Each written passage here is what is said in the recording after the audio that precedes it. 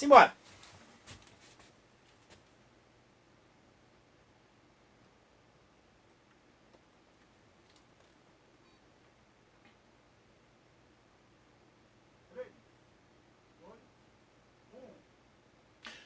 Olá pessoal, tudo bem? Professor Eduardo Galante, para dar sequência no nosso curso, repito, o objeto do nosso curso é o Decreto 9.921/19. O que fez esse decreto? Existiam vários atos normativos editados pelo Poder Executivo Federal. E aí o que aconteceu? Este decreto consolidou todos estes atos normativos, colocou tudo em um único documento, no caso, gente, o decreto 9921. Bem, então, feito isso, evidentemente fica mais fácil agora e compreendermos um pouco melhor todas as ideias que estão dispostas neste decreto. Tenho certeza que você tem anotado aí todas aquelas informações que são importantes, inclusive sobre a estratégia Brasil Amigo da Pessoa Idosa. Cuidado, isso será objeto de cobrança muito em breve nos seus concursos públicos, tá bom? Então, não esqueçam destes detalhes. Dando sequência no nosso curso, simbora então falar sobre mais algumas informações, mais algumas ideias que não poderão faltar na nossa preparação. Vamos lá? Simbora com o professor, partiu a aprovação. Gente, no nosso último encontro, nós falamos sobre o comitê, o comitê gestor da estratégia Brasil Amigo da Pessoa Idosa. Vimos como é a sua composição, quem é o seu coordenador, vimos ali também quem exerce o cargo, o que necessariamente significa isso em termos de prestação do mumus público. Chegou o momento de avançarmos um pouco mais, tá? Olha, vamos falar ainda sobre este comitê. Como é um assunto muito extenso, eu optei então por não falar num único encontro, porque isso deixaria muito, mas muito mesmo cansativa a nossa aprendizagem. Vamos dar sequência aqui? Vamos primeiro falar então o seguinte. Olha, quais são as competências do Comitê Gestor da Estratégia Brasil Amigo da Pessoa Idosa? Competências está no sentido de atribuições. Então, quais são aquelas atribuições deste comitê? Nos termos do nosso decreto, o seguinte: são várias as competências, mas eu quero falar aquelas que estão aqui positivadas. Não quer dizer que sejam as únicas, mas que são aquelas que são as mais importantes. Então, caberá ao comitê gestor da estratégia Brasil Amigo da Pessoa Idosa, é ele quem vai planejar, coordenar e também detalhar a implementação das atividades da estratégia Brasil Amigo da Pessoa Idosa. Além disso, cuidará também da distribuição das principais atividades para todos os órgãos que compõem a estratégia. Então, planejar, coordenar, detalhar e implementar as atividades Estratégia Brasil Amigo da Pessoa Idosa. Bem, além disso, outras atribuições, outras competências do nosso comitê gestor. Ele irá acompanhar, ele irá monitorar e avaliar também a execução da estratégia Brasil Amigo da Pessoa Idosa. E claro, dentre estas medidas, tem uma que se destaca, que é justamente a que diz respeito ao aperfeiçoamento desta estratégia. Tudo aquilo que for, então, compreendido como possibilidade de melhora, de aperfeiçoamento, será feito, então, pelo comitê. Ele vai disciplinar os critérios para a concessão, então, do reconhecimento do que trata ali, por exemplo, os municípios, quando realizam uma atividade desta natureza, são reconhecidos. É uma forma, então, que nós temos prevista aqui no decreto. Vai auxiliar os estados, o Distrito Federal, os municípios na implementação das políticas públicas, dos programas, das ações, dos serviços e dos benefícios com vistas ao reconhecimento, então, por parte do órgão aqui do governo federal. bom? Vai disponibilizar ainda dados e informações sobre o andamento da estratégia e apresentá-los anualmente ao Conselho Nacional dos Direitos da Pessoa Idosa em reunião ordinária. Tá bom? Então aqui nós temos as principais atribuições do nosso comitê gestor da estratégia Brasil Amigo da Pessoa Idosa. Olha, nós vimos que se houver um termo de adesão, todos os entes federativos poderão participar. Nós vimos isso. Existe um termo de adesão. Então, os estados, os municípios, o Distrito Federal, se assinar esse termo de adesão, vão participar. E aí, é claro, todos eles terão atribuições. Atribuições, inclusive, positivadas aqui no nosso decreto. Olha, cada órgão que compõe o comitê gestor, tá, da estratégia Brasil Amigo da Pessoa Idosa, cada um irá apresentar, evidentemente no âmbito das suas respectivas competências, uma proposta de reformulação, de implementação e de monitoramento, então, da estratégia. Então, gente, é importante que, como nós falamos inicialmente, esse sistema funciona, gente, essa estratégia funciona de forma integrada, funciona através, então, de uma engrenagem, de um sistema, todos trabalhando juntos nesse mesmo contexto.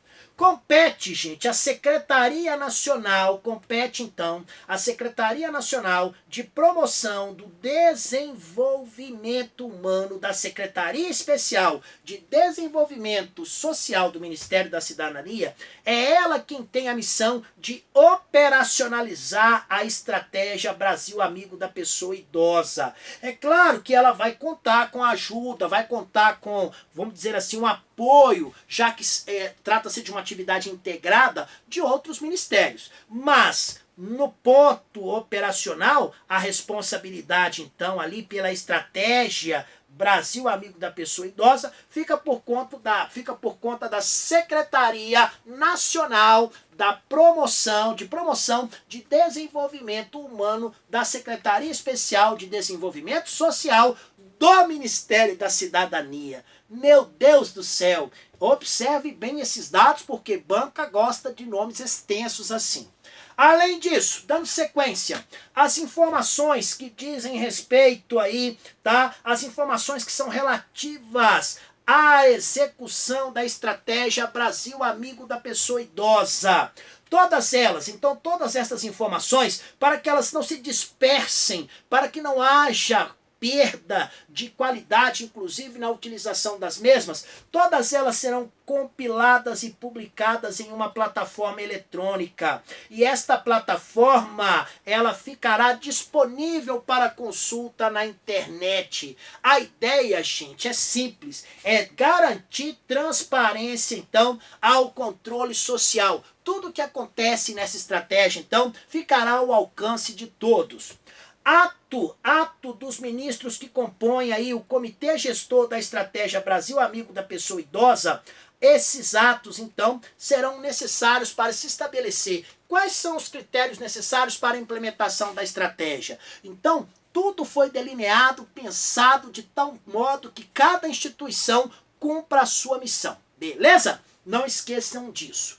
Bem, chegou o momento agora de falarmos sobre um assunto que muitas vezes são cobrados. São assuntos que são devidamente cobrados, tá? Vamos falar do acesso preferencial ao transporte coletivo pela pessoa idosa. Gente, quantas vezes isso já foi discutido, inclusive, no âmbito das famílias, no âmbito de amigos, em algumas faculdades ainda onde são ministrados ali assuntos como, por exemplo, o direito do idoso. Quantas vezes isso já, então, alimentou conversas, assuntos? Pois é, chegou o momento, então, de falarmos sobre o acesso preferencial ao transporte coletivo pela pessoa idosa, tá bom? Então, nesse caso, nós vamos falar sobre o acesso preferencial.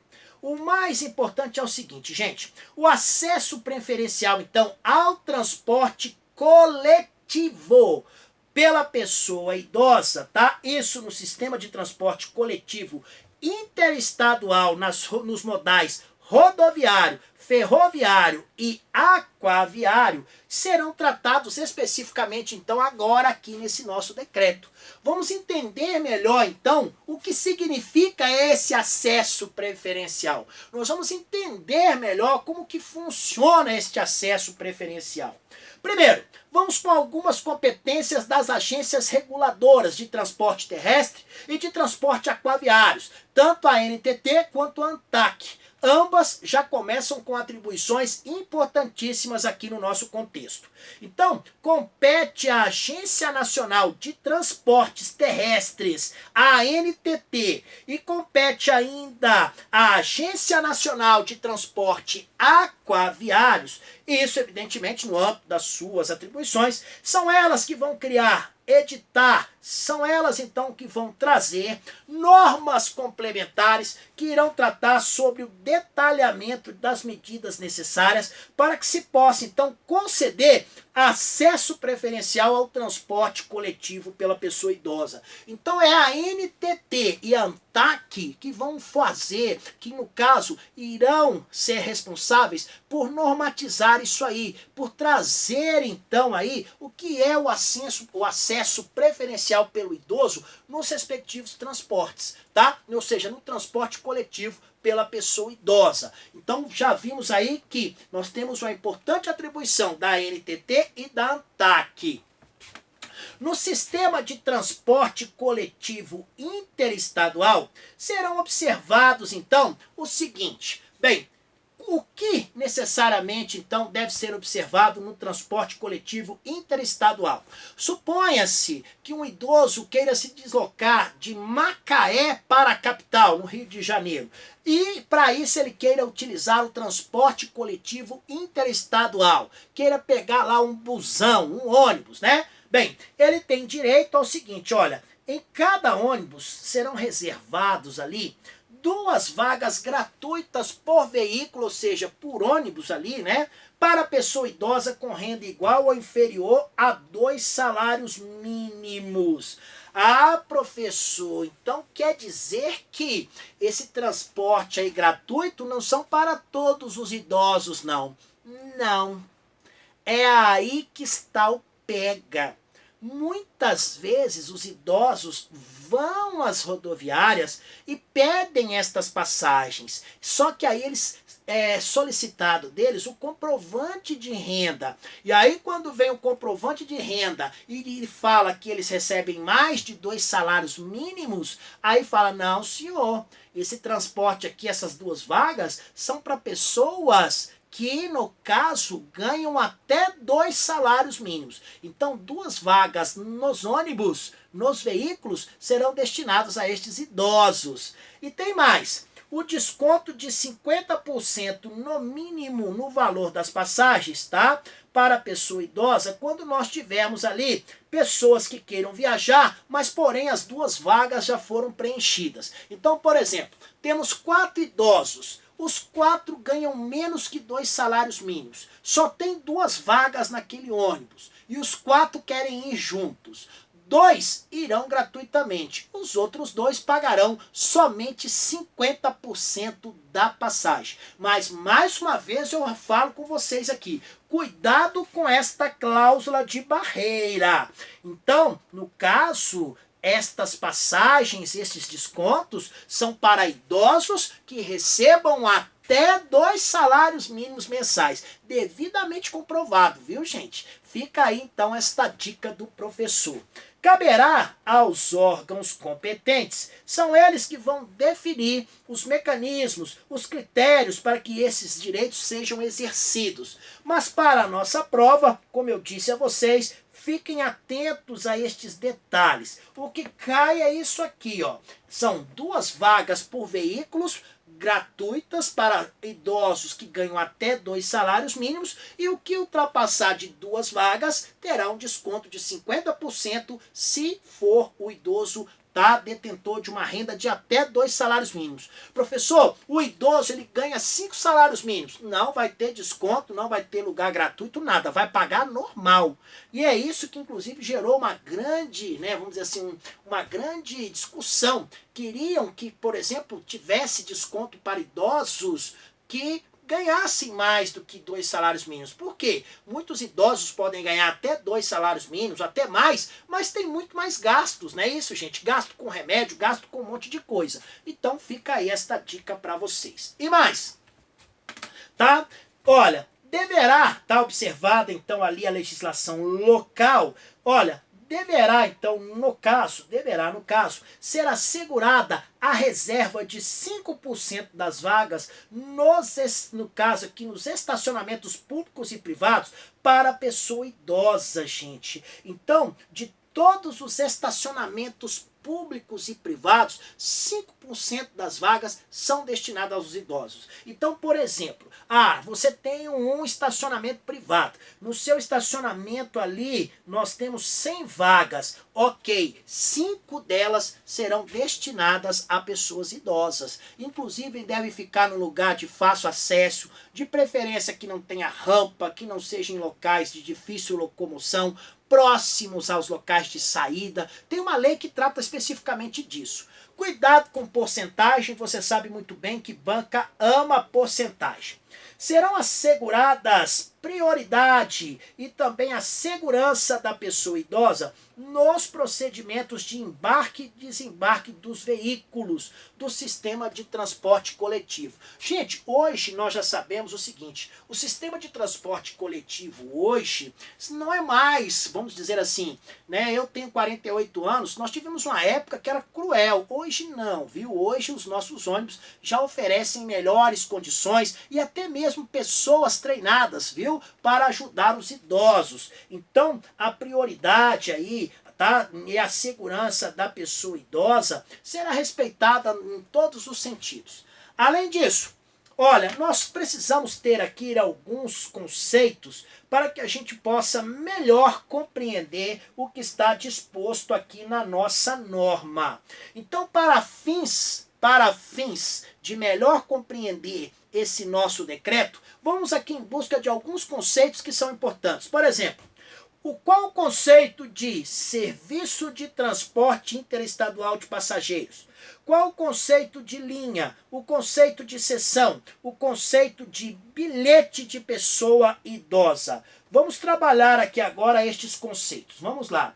Primeiro quero trabalhar com você o conceito, então, do que seja serviço de transporte interestadual de passageiros. Depois vou trabalhar o conceito de linha, depois o conceito de seção e, por fim, o conceito, tá, de viagem da pessoa idosa. Olha, no caso, gente, o serviço de transporte interestadual de passageiros, tá? Trata-se de um serviço que ultrapassa o limite do Estado, do Distrito Federal. Então, quando eu falo transporte interestadual, vamos colocar um idoso sai lá de Rio das Ostras, no estado do Rio de Janeiro, e vai para Santos, em São Paulo. Então, olha aí, nós tivemos aí o rompimento de uma barreira aí, de um limite, ultrapassamos uma fronteira estadual. Linha. O que é linha? É o serviço de transporte coletivos de passageiros que são executados em uma ligação de 2 pontos terminais. Então, nestes pontos, nós temos aí os respectivos seccionamentos, as alterações operacionais. Normalmente, tá? Estes pontos são abertos ao público em geral e a ideia, gente, é fazer o quê? É fazer com que haja uma natureza ali, que haja um transporte regular, oficial. Então, que seja feito algo ali que seja autorizado pelo governo. Então, para isso é necessário que tenha uma delegação e uma outorga. Então, gente, você não pode simplesmente pegar um ônibus, parar na rodoviária e falar, eu faço a linha Macaé-Santos. Não, não é assim não. Existem as linhas, as empresas que são autorizadas a fazer isso, elas receberam a outorga ou delegação para fazer isso, são as únicas autorizadas a fazer aquilo ali, porque respondem perante todo o Estado ali, pela regularidade, pela qualidade e por todo o serviço prestado, tá bom? Seção é o serviço realizado em trecho do itinerário de linha do serviço de transporte com fracionamento do preço de passagem. Gente, então, por exemplo, você sai lá de Macaé e vai para Santos. E aí você quer descer no Rio de Janeiro. Então o ônibus vai passar pelo Rio de Janeiro, vai fazer uma conexãozinha ali, você paga a passagem até o Rio. Não precisa pagar até Santos. Quando nós temos uma linha que tem seção, isso é possível. Porque tem linha que não tem seção não, viu? Quantas vezes eu já fiz isso? Eu pegava um ônibus de uma determinada localidade até outra, descia no meio do caminho, mas pagava o trecho integral, porque não tinha seção. Bilhete de viagem da pessoa idosa é um documento, gente, que serve como comprovação da concessão do transporte gratuito da pessoa idosa. Então, quando a pessoa vai lá e pega essas vagas, ela recebe, gente, um bilhete de passagem normal. Ali está escrito que é gratuito, vem um carimbo atrás escrito que é gratuito. Por que é gratuito, qual é a justificativa, vem falando quais são as normas, vem tudo certinho, tá bom? Pronto, agora que nós já vimos esses conceitos, ficou mais fácil, né? Ficou bem mais fácil trabalhar. Olha, serão reservadas 2 vagas gratuitas em cada veículo, comboio ferroviário, embarcação de serviço convencional de transporte interestadual de passageiros, a pessoa idosa com renda igual ou inferior a 2 salários mínimos. Gente, se eu tenho vaga no transporte coletivo, eu também tenho 2 vagas gratuitas no transporte ferroviário ou no transporte aquaviário. Então, essa questão também aí de ter 2 vagas não é só no transporte rodoviário. Eu também tenho, quando o transporte for coletivo, então, quando for ali um transporte que realiza ali então, vamos dizer assim, o transporte de passageiros, também ferroviário e também aquaviário, viu? Eu também tenho direito a 2 vagas gratuitas para os idosos que ganham até 2 salários mínimos. Então, o que estão incluídos neste serviço? No caso, estão incluídos neste serviço os serviços de transporte rodoviário interestadual convencional de passageiros, os serviços de transporte ferroviário interestadual de passageiros e os serviços de transporte aquaviários interestadual aberto ao público. Portanto, estão incluídos os transportes rodoviários, ferroviários e também aquaviários. Viram aí? Então, é algo bem mais amplo e num país com a nossa dimensão, né, gente? Isso ajuda bastante. Olha, a pessoa idosa que for fazer o uso desta reserva, destas 2 vagas, evidentemente que ela também deverá ter aqui algumas providências que ela deverá tomar. Por exemplo, ela solicitará um único bilhete de viagem de pessoa idosa com antecedência mínima de 3 horas, então ela precisa solicitar pelo menos com 3 horas ali de antecedência e mais. Poderá ainda solicitar ali também o retorno. Normalmente é assim, viu? Na mesma hora que ela pega a passagem gratuita, ela já pede o retorno também. Ah, professora, chegou na rodoviária e não tinha mais a vaga gratuita naquele dia. Vai no outro que tiver. E se ela quiser ir naquele dia, veja se tem lá, se ela quer pagar 50% de desconto na passagem dela. Não, ela não quer, professor, ela quer a gratuita, então vai ter que esperar no dia que tiver. Tá bom? Não esqueçam disso. E mais, bem, com isso então, nós alcançamos aí esse nosso objetivo. Lembrando a você o seguinte, por ser um decreto muito novo, é claro que todas estas informações que eu acabei de dizer para você estarão na sua prova. Então, não esqueçam, transporte coletivo interestadual, 2 vagas gratuitas por veículo, tá bom? Não esqueçam disso. Para idosos que tenham até uma renda de até 2 salários mínimos. O que passar de 2 vagas, estes idosos que ganham até 2 salários mínimos poderão ter um desconto de 50%.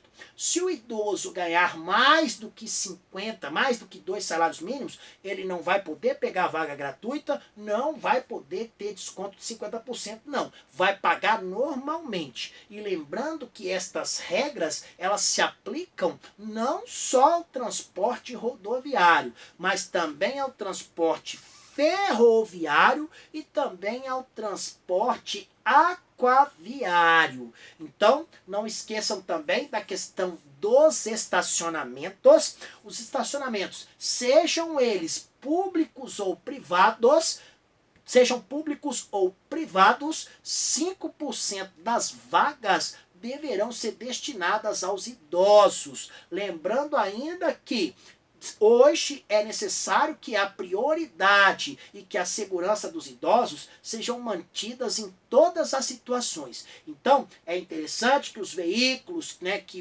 vamos dizer aí, que os equipamentos utilizados no transporte, que os veículos utilizados nos transportes sejam adequados, então, a esta realidade. Nós estamos com um Brasil cada vez mais velho, vamos dizer assim, mais idoso, e é claro que essas adaptações são necessárias, tá bom? Não esqueçam, então, destas informações, não esqueçam das competências do Comitê Gestor da Estratégia Brasil Amigo da Pessoa Idosa. Beleza? Gente, bons estudos, fiquem com Deus. Tchau, tchau.